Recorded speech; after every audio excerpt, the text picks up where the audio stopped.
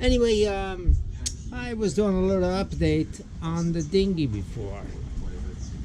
We went into the marina and or the boatyard, and the electrician was working on it.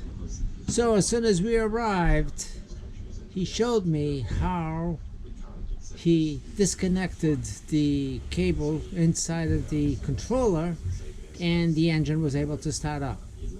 It cranked right over, but it would not shut down. So the problem of not starting has been... I dream of sailing. You know I always dream of sailing. Take me far away. Sailing. You know I always dream of sailing. Freedom on the seas, my love. Dancing on the waves to warm places we don't know. Loving life Madonna style and steady as we go. I dream of sailing. Turned the ignition and the engine started, but it wouldn't shut down. So he's figuring it out. He just walked by. He was working here. He's starting to work on this wiring situation that we got here, and I'm not going to bother with this until he's out of the way. So anyway, he was closing this up, but it's opened up again. So he's apparently checking to see why it won't shut down. I don't know. Left him, he stood working on the wiring harness underneath. It has nothing to do with the starting or not stopping of the engine. It's wiring that will control the bilge pump, the running lights, the backlight if I had one, which I don't, but you know, it would be wired to that. There's all kinds of wires that run underneath the floor in that area up to the helm. So I got him putting up a bus bar, a fuse block, and hopefully he tidies up all those wires down over there where it's easier for me in the future if I have to do anything like switching out a light, switching out the bilge pump. You know, those are things I can do, but figuring out what wires do what and where to connect them to, that's where I'm a little bit green on. I really need to get myself a little bit more knowledgeable with the electrical systems on the boat. I get by with a lot of stuff and I can troubleshoot what the problem might be, and I'm right within that area of it being the problem. But solving the problem or how to fix the problem is a different issue. So anyway, I hope that next visit over to the boatyard is we will see all those wires tidied up into a nice neat connection point, and I can take over. That's the electrical issues. The engine is still hard to spin around to turn. I got the new helm on, which came in this weekend. We went over there and I basically just roughly attached, make sure that everything was gonna go, and I tried turning the wheel and it's still very, very stiff. So I need to look deeper into that and see what's going on. And also the water intake for the cooling system. Well, I opened that up. The impeller looked okay, but I don't get a good water flow. As a matter of fact, sometimes I would start up the engine and it would not get a jet of water coming out. So I ordered the housing for the impeller, which had a little crack on the shaft area over there, and the rubber seal that the shaft goes through. It's a cone shaped on the top. It makes it a water seal. Well, that was all chewed up. So I ordered that, and I ordered, of course, like I said, the housing.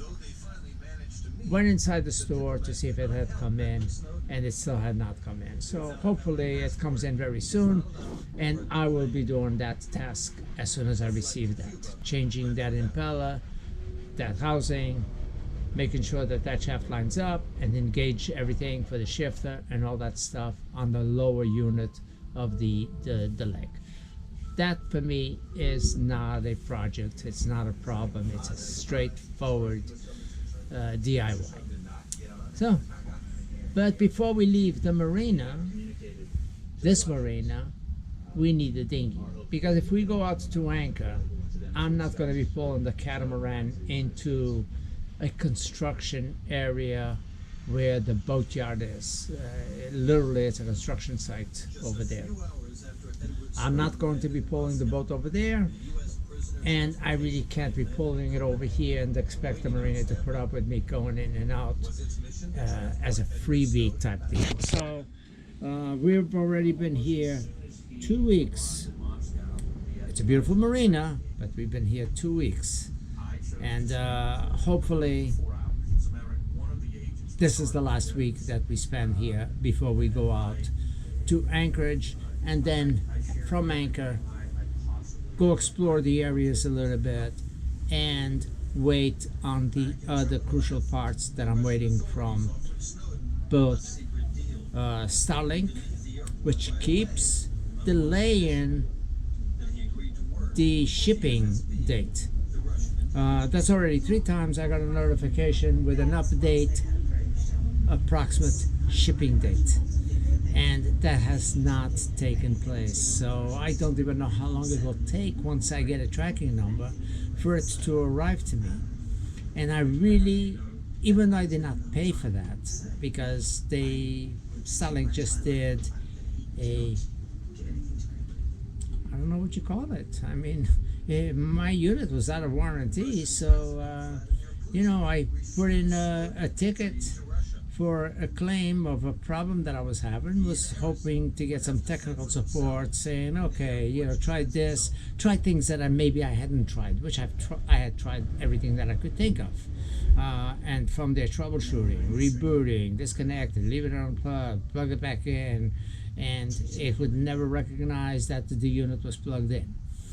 So I put that in the form, and they're like, oh, okay, your issue has been resolved.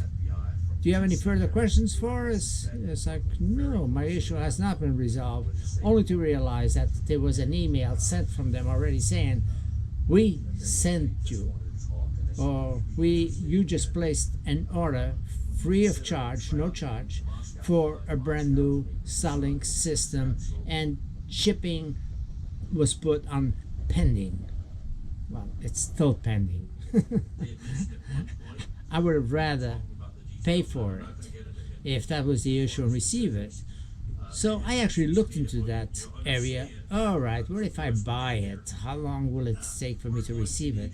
And before you hit the buy now button, it says estimated or approximate shipping date is 4 to 8 weeks. So, well, that's a long time too, and I figured, well, if I have to wait 4 weeks, but they're telling me it's going to be shipped is less than that, so I might as well wait for them to ship it. But like I said, they keep changing the date. It's gone from the 15th, which we already passed up. Now it's saying the 30th to the 5th of September. So let's see how many more updates I will get saying your item is not ready to be shipped. Oh, it's annoying. The company that's going to be doing the glass in Italy, which is where we have everything set in motion to go to, well, that might not happen either, because even though they might be a reputable company, I'm not doubting their reputation, but it's like they want the full payment, and it's not pocket change. It's 14,000 euros, 13,800 euros upfront. And I propose that, okay, I will do 50%. Once I get there, you guys come in and do the first phase of the job, which they insist on removing the windshield and putting the windshield on at that cost. So I propose once you guys come and remove the windshield, at that point, I will pay you 50% of the project. And then once you guys have fabricated the windshield and show me proof, it's like, you know, we got them fabricated, I would gladly pay the other 50%, and they would come down and do the install and the finalizing of the glass. I don't think I'm trusting of them, but damn, it's a lot of money up front. I've been dealing with contracts for a long time, and that is not normal. That's telling me be careful, you can get burned. Then arguments over words, you know, on what's being done and not being done, or the fitting of the items, or you know, whatever, and then trying to fight some sort of warranty or issue when you're already all paid up. So I don't know. I don't know, because it still might be, it's like, okay, we're gonna hang around over here. Next year we'll sail to the US, which we have to end up there at some time, and contact the guy from Florida who has already spoken to us about replacing these, and he was okay and was working with us and is eager to do the job. So I will see. I'm not comfortable with sailing across the Atlantic again with the windshield the way it is, especially after cutting it, which, if you didn't see the video of me cutting that windshield to add the styles, the rails in those sections, which will look really sharp. But the point is, that's a point that the glass is in two pieces, actually three pieces, because that strip is still in place. But it gives a lot more possibility of that glass being able to come off, and that would be a bad situation if that were to happen at sea. So anyway, I will see what we're gonna do. I will keep you guys updated, but for now, this is where we stand. Getting back to check the status on the dinghy. We got here before and he was having some technical difficulties with it. There was a wire that was broken within the harness, and they had to trace it. Okay, I'm gonna go get the chair. And see where the problem was. So we left him. He was jumping the wire. He's got everything off over here. So there was a wire, and this harness over here broken. So he's already taped it all up. And this area, he had to cut this, and he's made that connection, so that should be okay. I don't know what to make out of this. The safety switch that comes in these units, which is attached to here, so the boat would only start if it was in neutral, which the neutral cable would hit this. I don't know if it would pick it up or make contact or whatever, but it would touch this switch. On this particular model, it doesn't have that switch over here. What it has is the switch right here. When it's in neutral, it makes contact. It pushes up on this little tab over here, and that's the same thing as that over there. So they had some problem. They were thinking that there was something missing over there, and come to find out it's over here. So hopefully this is it, and everything else will be okay. Well guys, thanks again. Thank you so much for sticking around with us, watching the videos, and those of you that comment. I wish many, many more of you would also comment. I love reading the comments and the responses to the comments.